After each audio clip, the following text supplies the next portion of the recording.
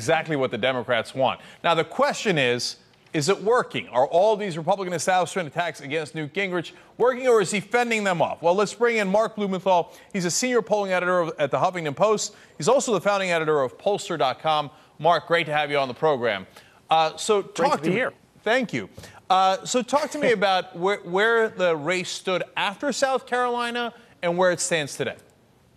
Well, it's been really unusual. Right after South Carolina, Gingrich saw a big bump in his support, a big surge from where he'd been in Florida for the last month, and two or three polls showed him ahead over the weekend. But then over the course of this week, there have been 4 or 5 other surveys that show a bit of a rebound for Romney, up about 7, 8 points.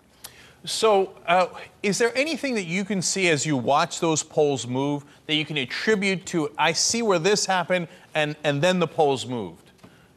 Yeah, I mean, part of it may be just that there was a little bit of a bump around when the news was coming out in South Carolina. It was sort of all good about Gingrich winning and all bad about Romney losing. But what I think has happened over the last 3 or 4 days is that if you're in Florida, in addition to seeing all those attacks from establishment Republicans, you're also seeing a lot of negative ads from Romney and from his super PAC. Most of the reports say, at least up until now, they've been far more. You're seeing, I don't know, 8, 9, 10 Romney spots for every Gingrich spot you've seen. And that does kind of look like the way it worked in December when Gingrich was coming down the first time. Mark, have you ever seen a race this volatile, that moves this quickly, over and over again? No.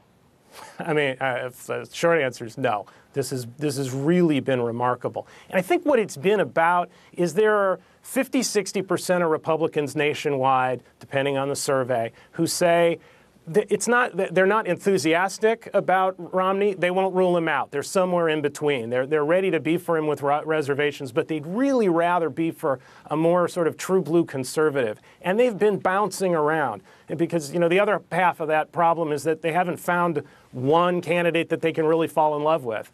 And so you saw Kaine go up and down, and Perry go up and down, and Gingrich go up and down, and now up. Right. And I guess the last act is going to be what happens in Florida and beyond. Right. And their problem is they go candidate, and they think, well, this guy sucks, and oh my God, so does this guy. Right. The negative ads work because they're true. All right, Mark Blumenthal from the Huffington Post, thank you so much for joining us. We really appreciate it. Very good. Thank you. All right. Now, when we come